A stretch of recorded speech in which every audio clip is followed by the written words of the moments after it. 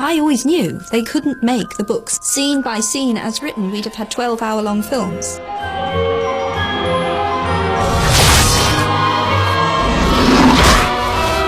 I do think we deliver on the spectacle, but I think we always try to make sure there was a heartbeat beating underneath that, because what matters most to Joe and to me is that it's emotionally true. Steve really got the books, he also got me. So this was collaborative and one of the best experiences of my life.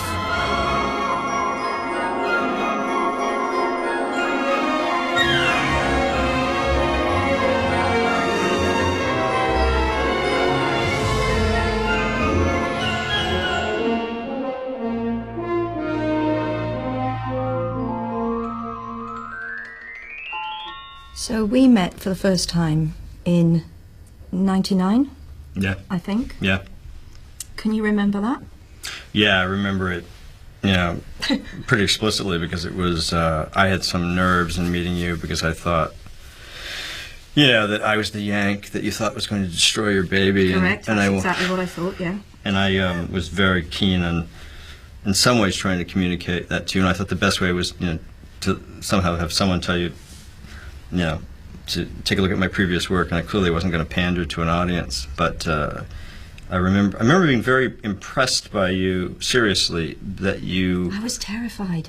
I cannot believe that I could have impressed anyone on that, okay? I was terrified. Well, you were weirdly prescient about the movie business, which shocked me. I was really wary, that's the truth of it. But meeting you was a massive relief. That's good to hear. It wasn't, well, you know this. You were making me laugh. I still hadn't melted completely, though. Yeah, well, I know the moment. And then you said to me, you know who my favourite character is. Yeah, and that just was spontaneous. And I realized I don't think I'd ever acknowledged it even to myself. I remember very specifically leaning over to you and saying, I think I need to tell you that Harry's not my favorite character. Which was fine. And I didn't know what you thought. I later learned that you thought that I was going to say... I thought you said, you know who my favourite character is? And I thought, oh, he's going to say Ron. Yeah. And I love Ron. But Ron's I love easy them all. to love. He's so easy to love. Everyone loves. Who couldn't love Ron? And I thought, okay, you love Ron. And then and then you said... Hermione. And it was true, because Hermione was the character that... And it stayed throughout, because I think she had such this huge intelligence, but it was really a kind of exasperating, frustrating character in a way, though, that was like the girl that bothered you in school. Yeah, but you couldn't stop thinking about her. So, not always the easiest to like. No, but I liked that about her. That's what I liked about her. Yeah, I know, but that you can see how that allayed a lot of fears, because she wasn't the most obvious character, perhaps, for a person to like, or say was their favourite character, and also for a man to like her best was arguably unusual. You've got dirt on your nose, by the way. Did you know? Just there. But the thing I liked about all the characters was that they were misfits, and almost no more than she. And because she had no pedigree at all to be there. No. And I thought I certainly, Hollywood is that way, is that there's no... I was just going to say, exactly like me sitting at that lunch. Who would have forecast? There's no entrance exam. So you're just there, and you, like you say, I'm here, and I'm here to work. And you were very direct. Which you were very respectful, but you were very direct, and I thought this is a good thing, and I thought it was going to be good for us. Because I think there are a lot of writers of books who are just happy to have a deal with Hollywood. And by the way, I understand, I think it was Jane Smiley or someone who just said, you have my book, now I'm leaving because I can't watch this. It was someone like that. And I think that's a one way to deal with it. It is one way to deal with it. You clearly were not going to be that way, but you also were respectful of everyone, but I think you weren't just going to sit there and let someone say something foolish. People have forgotten this. There were still people talking about, could we cast an American and stuff. Definitely, at that point, definitely. And I was violently against that, and you were as well. That Ron, for some reason, was the one they thought everyone could thought be Ron should American. Be American. I don't know why. How was that going to work? And I think that there was a feeling that Harry needed to be a little more Ron-like. Yes. I remember that coming up a few times. Let's make Harry more of a wisecracker. And you said, early on, Harry is our eyes onto the world. That's his function. His primary function is as the observer, which was perfect, which is exactly as it is in the books. Initially, you see the magical world through the eyes of a kid who has zero knowledge. Welcome, Harry, to Diagon Alley. So that's how you enter the well, and that's precisely how the scripts were in the beginning, all from Harry's point of view for a very, very long time. Exactly. And what I thought you had done brilliantly was balanced it. And one of the things I tried to say to people was, Ron and Hermione are so obviously colorful, interesting characters. And Harry's a bit of a blank slate. He is. I'm just Harry. Just Harry. Well, just Harry. Did you ever make anything happen? I think that's why different cultures are able to project onto him what they want him to be. And I think it's why I've always respected Dan enormously. Because he's the hardest character for me to write. Totally agree. And Is he the hardest character for you? Was he the hardest character for you to write in terms of... No, but it's the archetype of the hero, isn't it? The hero so often is... It's like the Galahad figure, isn't it? The guy without the quirks. The guy who simply... He's the vessel. He's the vessel. Dan is the vessel. Yeah. And the hardest to play by a mile. And Dan's just done a magnificent job with it. And I'm glad to see he latterly has got more credit for that, because I think he's done a great job. In the last picture in particular, I mean, I think Dan's been brilliant all throughout, but he's so good in the last movie. Yeah, he's stunning. And it's honestly, it's in the Completely silent moments. Yeah. I mean, where he's just, you see on his face the price that he's paid for all these years, and he's really brilliant. But to convey that was more difficult in his case. Well, I think that was always something I felt you had a harder job than I did. Because inevitably, film being the visual medium it is, so much of what I could do with Harry was have an internal soliloquy. I could show Harry's inner musings. I could take the reader into Harry's internal space and show them around. This character whose life is maybe 80% internal, you're forced to show us that externally. So I always felt that you had a much rougher job than I did when it came to Harry the character. You were talking about trying to dramatize that internal life. When I first started writing the script, when he was in the cupboard, I invented a spider named Alistair who he talked to, and he used to sort of nick broken soldiers out of the rubbish bin, and he lined them up on the shelf, and this broken army that Dudley had thrown out. And it's such a great image, the broken army. And he used to talk to them, and what the point was that he seemed slightly mad when I wrote the first draft. And then when Hagrid appeared, you thought he was out of his imagination for a minute, that he had summoned this I think guy. that's a fabulous point, and that speaks so perfectly to the truth of the books, because I've had it suggested to me more than once that Harry actually did go mad in the cupboard, and that everything that happened subsequently is some sort of fantasy life he developed to save himself. Well, no, and that's where it came from. It came from the book. I mean, because when you read the book, you make it pretty clear that he's an abused boy. Totally. And of course he is, yeah. And so there's darkness there, and I would go with that to a point. So that's how I wrote it. But then what happened was, when I was writing it, I always dreamed about Potter. I dreamt about it just the other night. Well, see, I was saying one of the things I miss is I haven't dreamed about it in a while. And the one thing I really, really, really miss is writing those three characters, because me too. I love it so much. Shorthand. Harry, Ron, and Hermione in all my handwritten manuscripts is HRH, which also, of course, stands for Her Royal Highness. But that's and I miss just dashing off HRH. It's just so many times those three characters. Well, I know in the description, I always did the trio. I just wrote the trio. The trio. You did. That's right. Always all the three. Trio, because I didn't want. I felt bad always giving Harry the lead, because I thought it was more complicated than that. Because you can fall into this Harry, Ron, and Hermione. Harry, Ron, and Hermione. So I would often just say the trio. Or if I felt Hermione was psychologically leading a scene in the script, I would say Hermione trailed by Ron and Harry. And same with Ron. Ron grew much stronger in the scripts the last three movies, because I realized him being late maturer emotionally. Well, because he was under oppression of his brother's success, and so and then he has to make best friends with the most famous boy in wizarddom.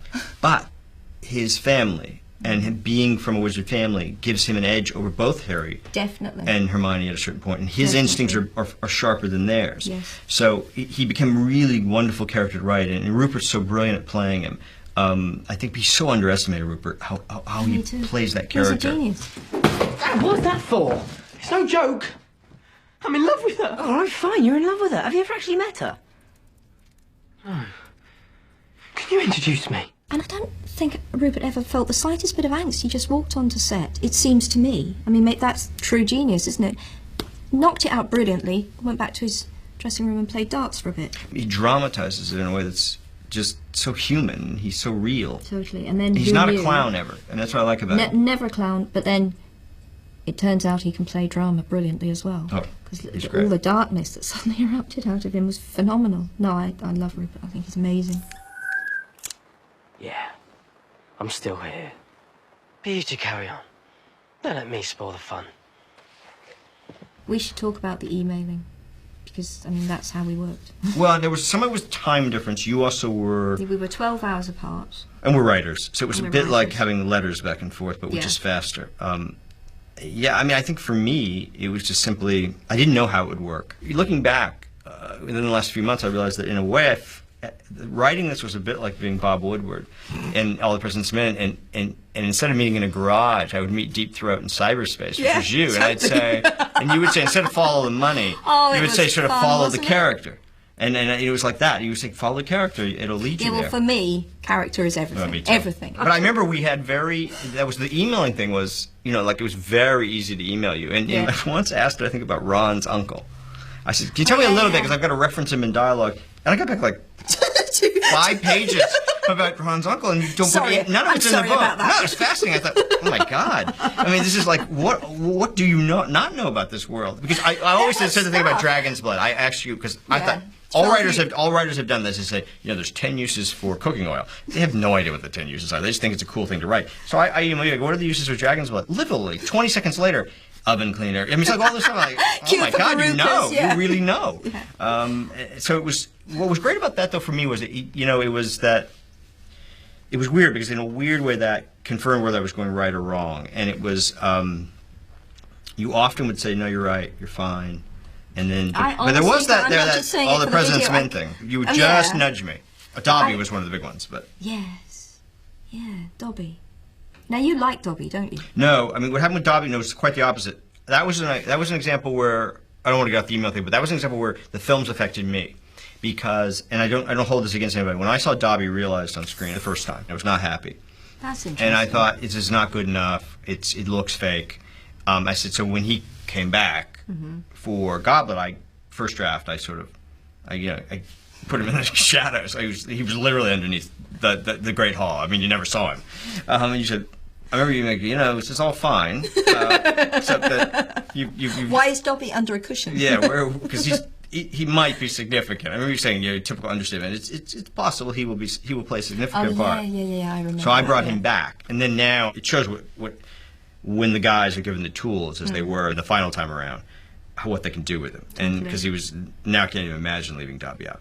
Dobby has no master. Dobby is a free elf, and Dobby has come to save Harry Potter and his friends. But that was an example where the movies affected me. But I don't know what I would have done if I had not known you were there, because I think not knowing where this thing was going to go. I cannot think of an occasion when you got it wrong, except for the Dumbledore. The beautiful girl. Yeah, but the odd thing about that, I will tell you, and I don't think I've ever told you this, it did not surprise me when you told me he was gay. No, you were remarkably unperturbed. But because I thought, this is me though, and this is a real defect in me, I never felt that line needed to be interpreted as romantic. Writers, this is a real defect in me. Now, what? No, but I mean, that line I wrote, I thought could be a platonic line, even though it was about the color of her hair and stuff, and I understood, but you were quite right in the sense that most people would interpret it as romantic. And so it had to go. But it was, when I wrote it, I remember thinking, is this right for him? But I thought, the great thing about Dumbledore was how free he was, which is that he would look at anybody in this room, male or female, and he would say, I like your belt buckle. And that's what I loved about him. And he was so much fun to write. Horace, do you mind if I take this? I do love knitting patterns. What was great about writing him was the burden you realized that he was carrying from the beginning, and to be able to write that and kind of let it out in moments, because he's so much the sort of soul of it in a way, isn't he? He is. Should I tell you to hide, you hide. Should I tell you to run, you run. Should I tell you to abandon me and save yourself, you must do so. He's the character I miss most. I found him. Was he the hardest one to kill? Well, I always knew that he was going then. So you were prepared. It was horrible killing him. As a writer, it's not the way I think a lot of non-writers think you would feel. You're very clinical when you do it, aren't you? You have to be. It's the whole chip of ice in the heart thing. You've got to get it right. You're very dispassionate. You're the director. Yeah. But then afterwards, I'll never write him again. And although I knew I would write him again in flashback and so forth, it wasn't the same. It's funny, there's real power in that King's Cross scene, and I feel it's also very good. There is, and I love it. But I stopped in the book at that point. Did you? Yeah, because I thought, did you feel how much lighter he was? It was dizzying because you have one great moment, which was. I think if you so desired, you'll be able to board a train. And where would it take me? On. That's so brilliant. You know, it's just like... Thank you, Steve. Well, it's all brilliant. You know, it's, you know that. But it's just... What I like about that scene, and you really got it in the script, Dumbledore's lighter then, isn't he? You get the sense this that... is your party. It's like exactly, exactly. This is your party. He's freer. Well, he's free. He's played his part. He knows he's done it properly. He knows he's brought Harry where he needs to go. He's free, which was very, very rarely get with Dumbledore throughout all 7 books. He very rarely makes... Although, as you say, he is free about other people. No, but it's he's interesting you mentioned... intensely reserved about himself. Very.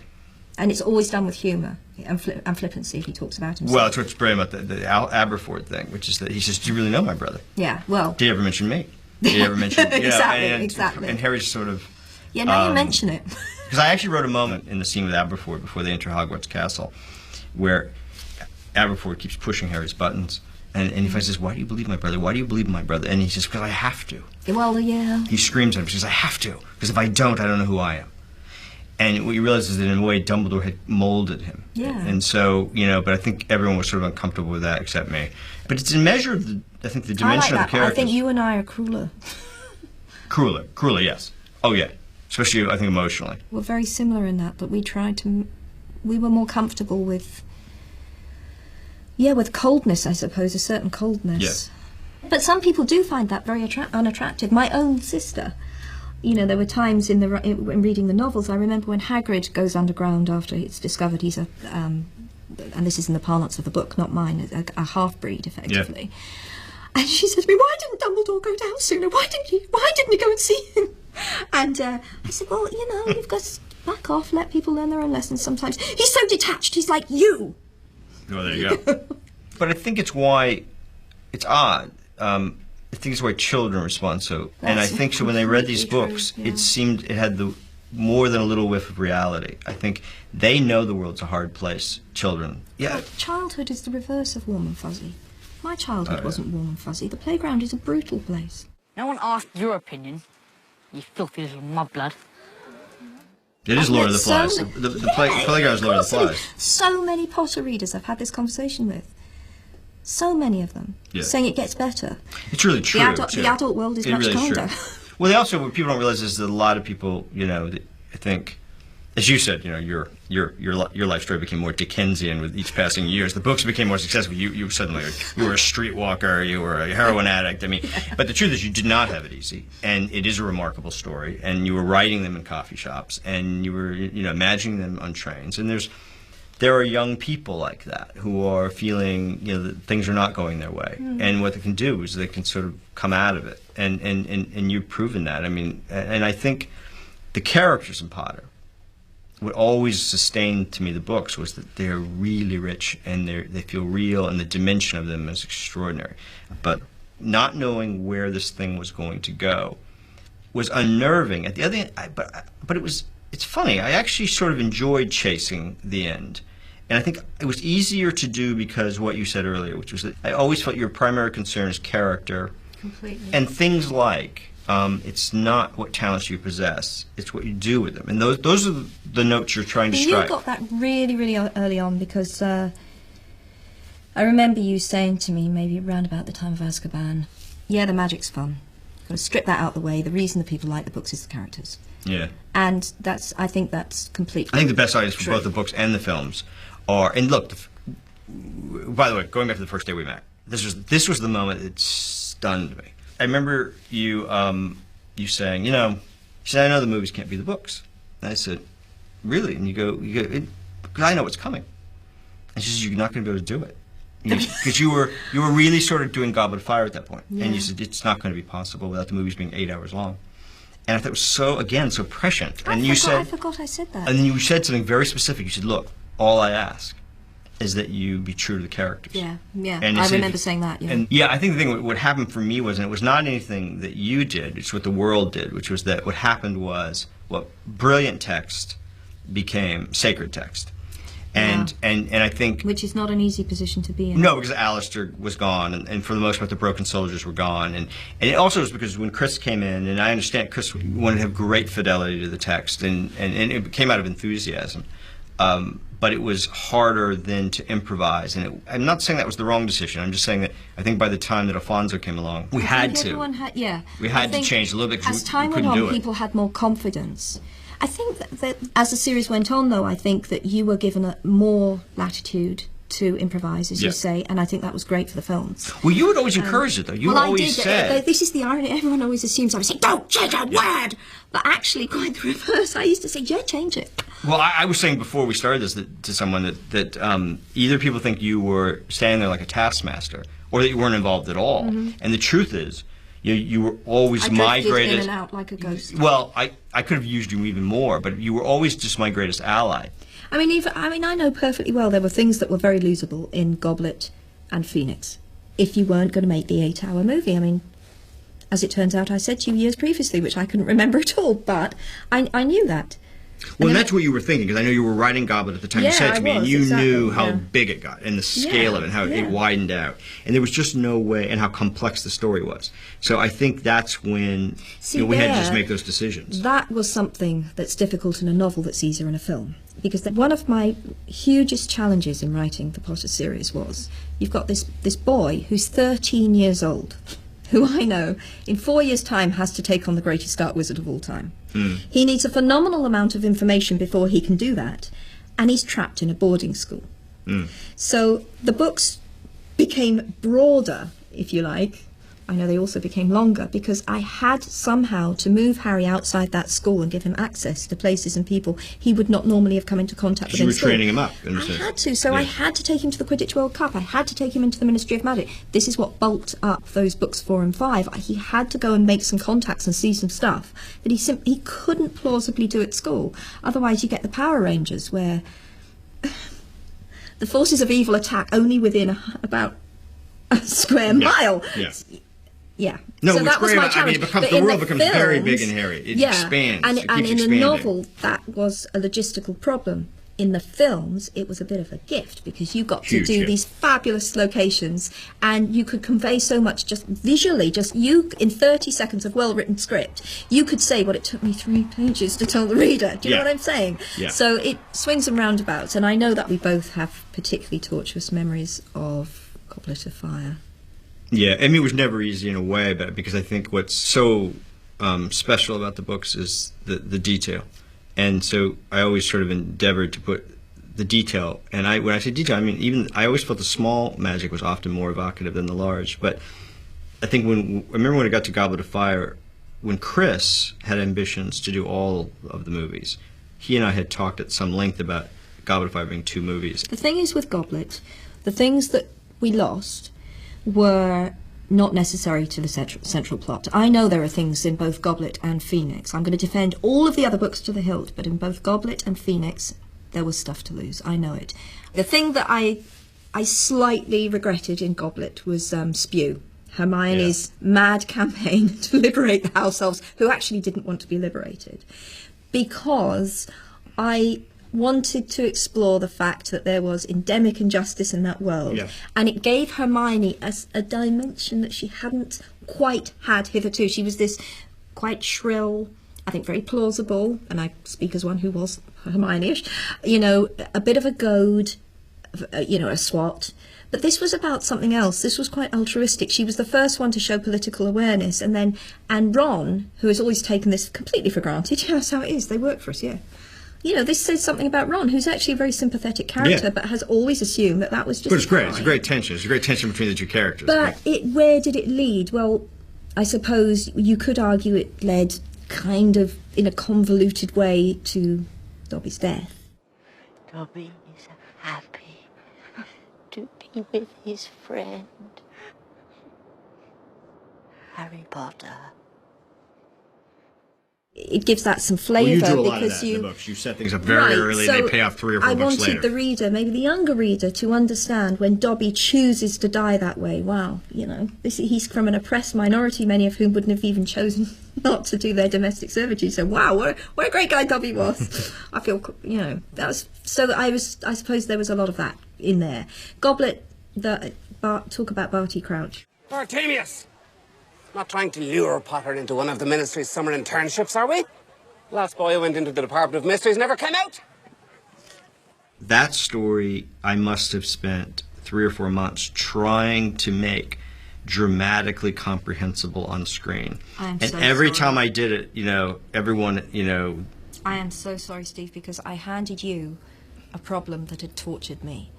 Because the scene at the Quidditch World Cup where you first see but don't see Barty Crouch and you don't know what's going on, and the dark mark appears for the first time, and it's incredibly obscure in every sense what's going on there, and trying to make that appear in any way coherent to the reader while obscuring as much as I needed to obscure was terrible. I had about 13 drafts of that chapter. Literally, I think I did have 13 drafts.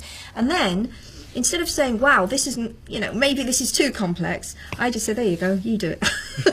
So sorry about that. And I think the thing I felt too was that it was really at the time, we had started to somewhat diverge, because we had to, a little bit from the text with Azkaban. Yeah. And what Goblet became was the moment where we said, there is now really a movie tale, and there is a book tale. The narratives are definitely reflective of one another, but they are slightly different. And so that's really what happened in Goblet. Yeah. It was... I've got to say, I think it's remarkable you deviated as little as you did to the central, important driving plot. I think you barely deviated. Yeah. You know what I'm saying? That central strand of DNA is very recognisable in both book and film. It's a movie, actually. I know a lot of people, it's their favorite. And I've had that over the years, that a lot of people come up and like that movie in particular. I think it's because much of the sort of sensibility Mike brought to it.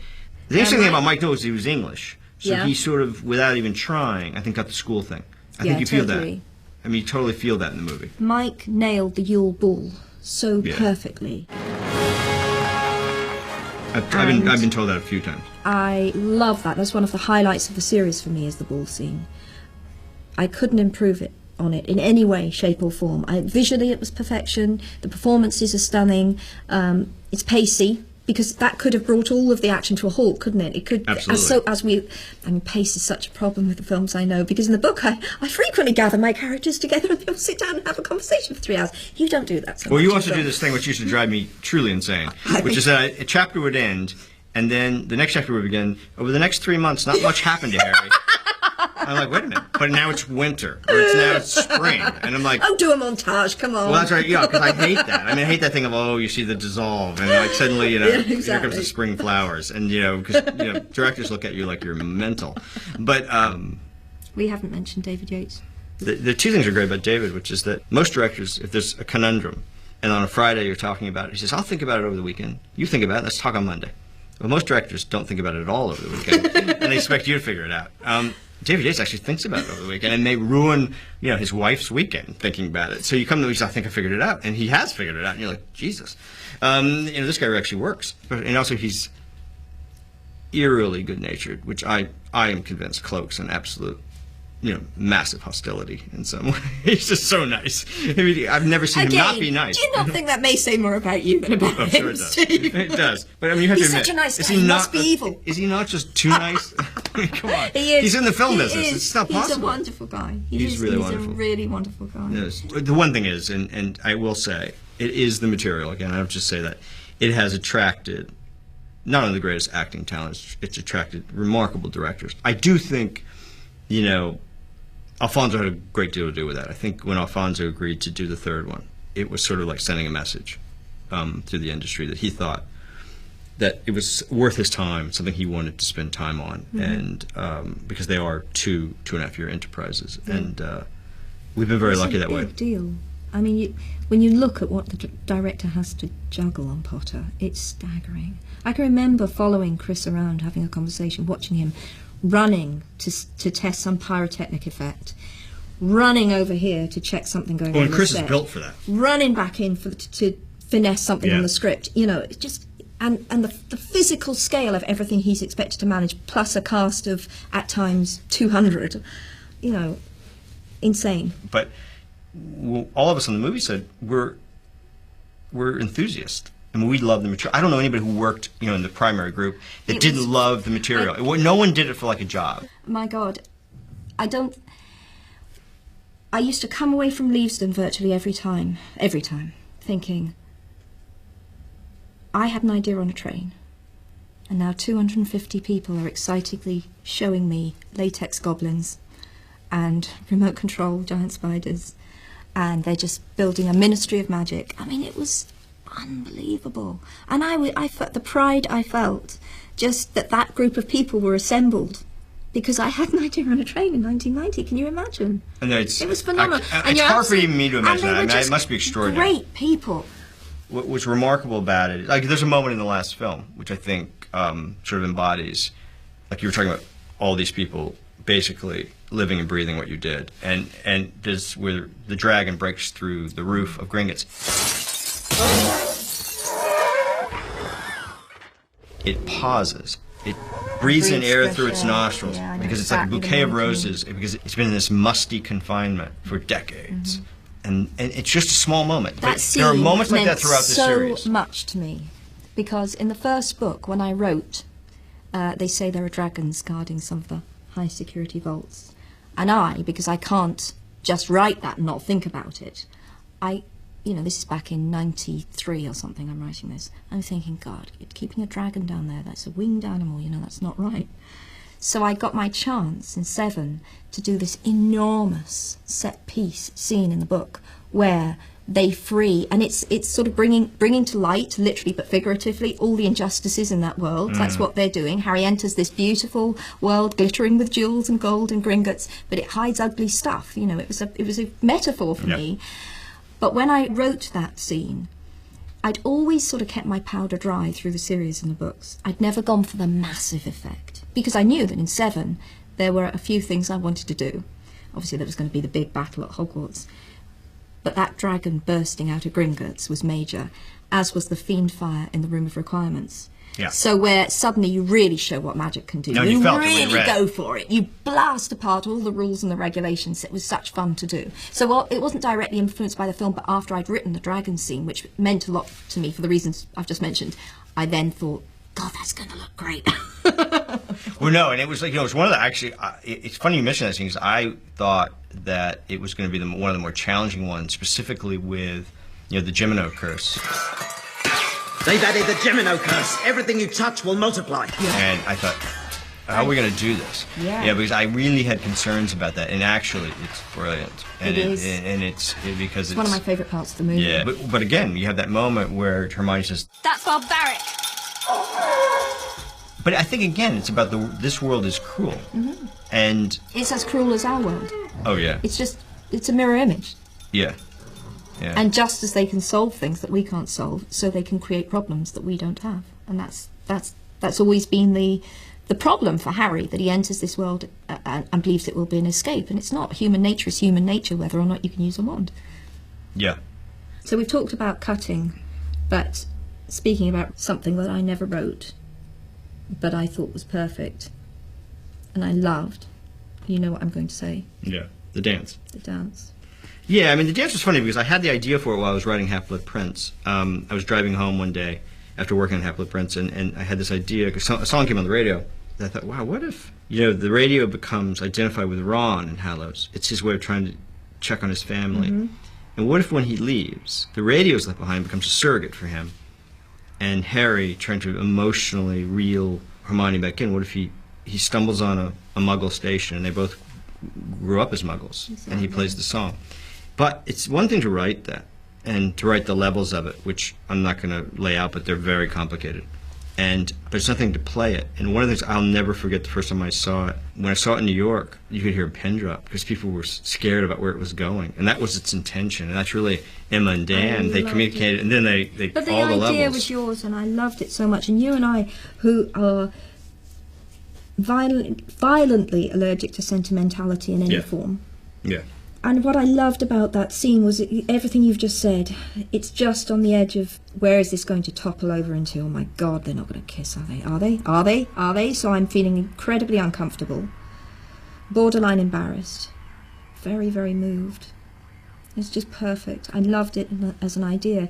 And you and I had a conversation where, by email, actually. I always assume we actually had the conversation, but I'm sure it was email. I was always here. Yeah, but we were talking. And you said that when they were in the tent together, you thought something was going to happen. Yeah, I did. As When you I read the book. novel. And I, as I was writing it, Yeah. felt a real pull between them. I remember you saying And that. Yeah. That really, in a sense, gave me the license to do the scene. Yeah. Because I knew that again, emotionally it was true completely then. true to the character. Why wouldn't it happen? You're alone. You might die any day.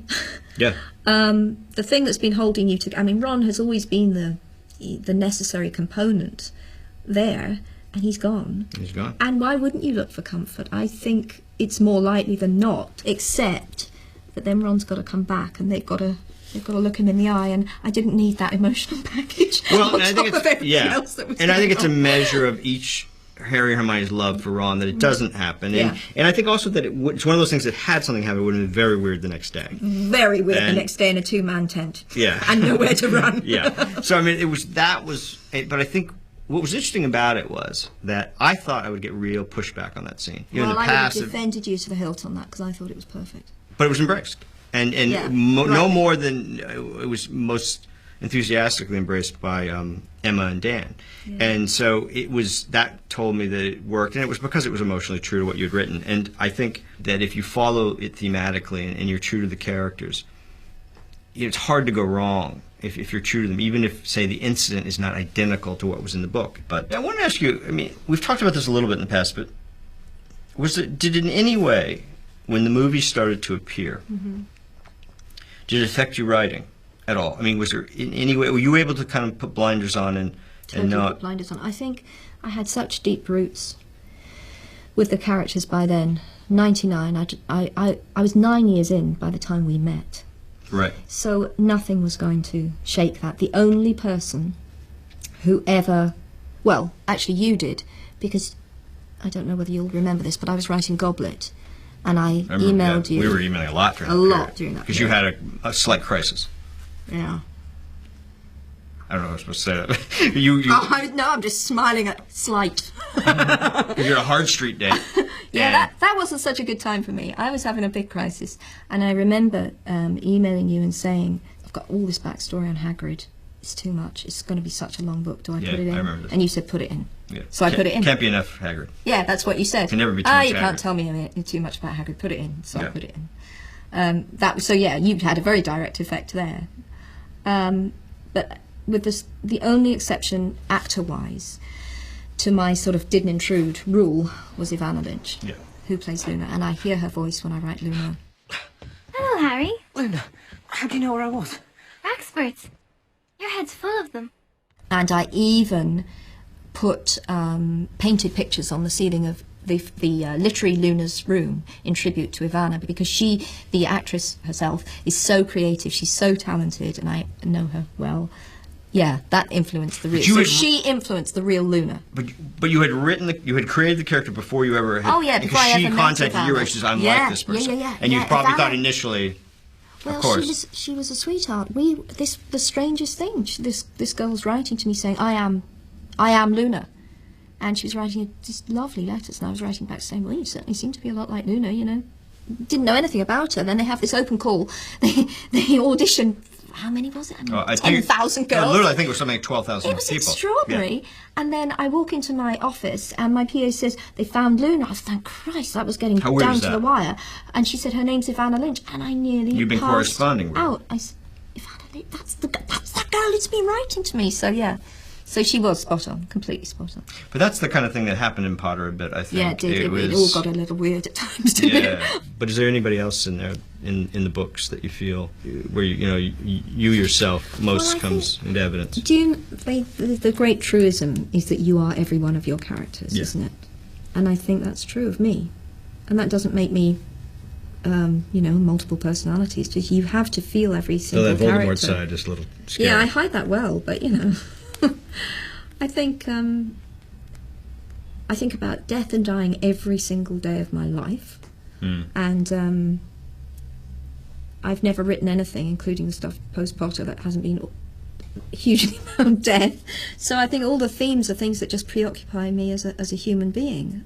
Did you always think about death and dying even when you were very, very young? Do you know what? I think even before my mother died, when I was relatively young, I was in my mid-20s, I think I did think about it quite a lot. I can remember, even as a child, thinking about it a lot. So I was born that way. apparently. What about you? No, I mean, someone said I came out of the womb melancholy. I like that about you. They said, that I looked at him like I expected this. Once when I got slapped in the ass, I figured that was coming.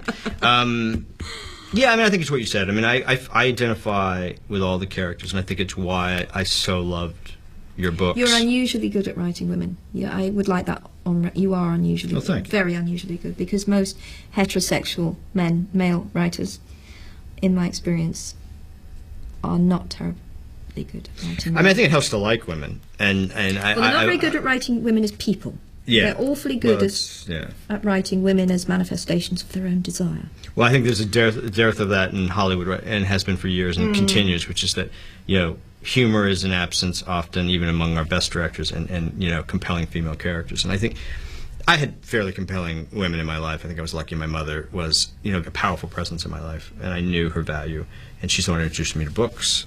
She was a complicated, rich character, though very gentle.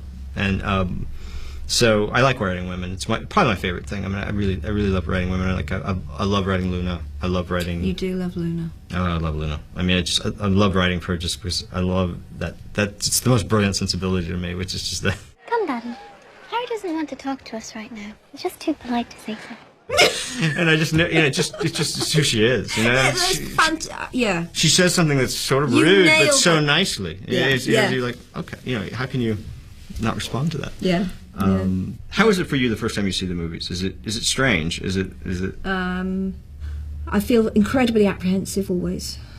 I think 90% of feeling apprehensive is because I have to go back and look at my work as well. Can you understand that? So, yeah, and you really are going back because you're so far beyond. You were always so far beyond where we were. That's weird. I always trust you guys. I'm always sure you've done a good job, but I don't know. Huge excitement, but always laced with apprehension, and then. I have to say the last two particularly, I mean all of them, I've walked out very happy, but the last two I was ecstatic. I've been ecstatic. Did it ever become a burden in a way, the whole thing? I mean, did you ever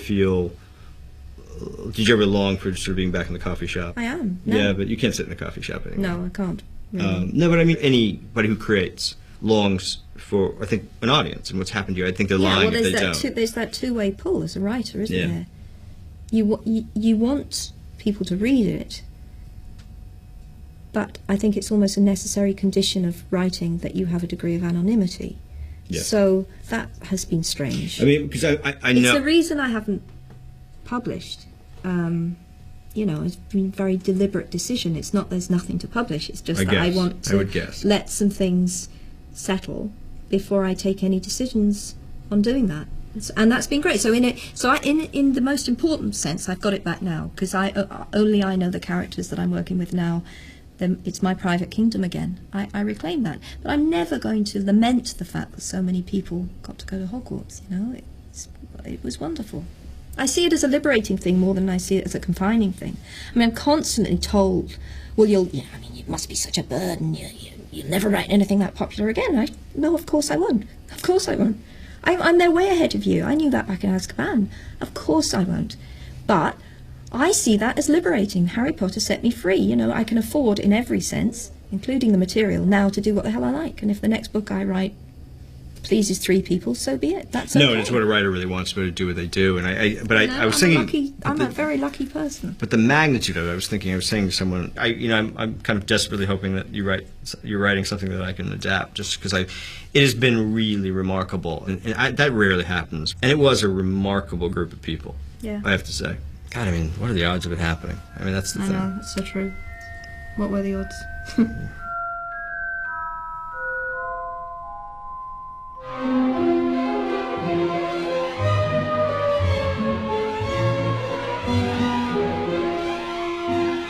Fine day, Sunday. No damn letters today. Something came whizzing down the chimney as he spoke and caught him sharply on the back of the head. Next moment, 30 or 40 letters came pelting out of the fireplace like bullets. The Dursleys ducked, but Harry leapt into the air trying to catch one. Ron, I should tell you, most muggles aren't accustomed to seeing a flying car. Right. Ron pressed a tiny silver button on the dashboard. The car around them vanished, and so did they. Harry could feel the seat vibrating beneath him. 3 turns should do anything. Ready, she said, breathlessly. What are we doing? Harry said, completely lost. Hermione turned the hourglass over 3 times. The dark ward dissolved. Harry had the sensation that he was flying very fast, backwards. A blur of colours and shapes rushed past him. His ears were pounding. He tried to yell but couldn't hear his own voice. And then he felt solid ground beneath his feet, and everything came into focus again.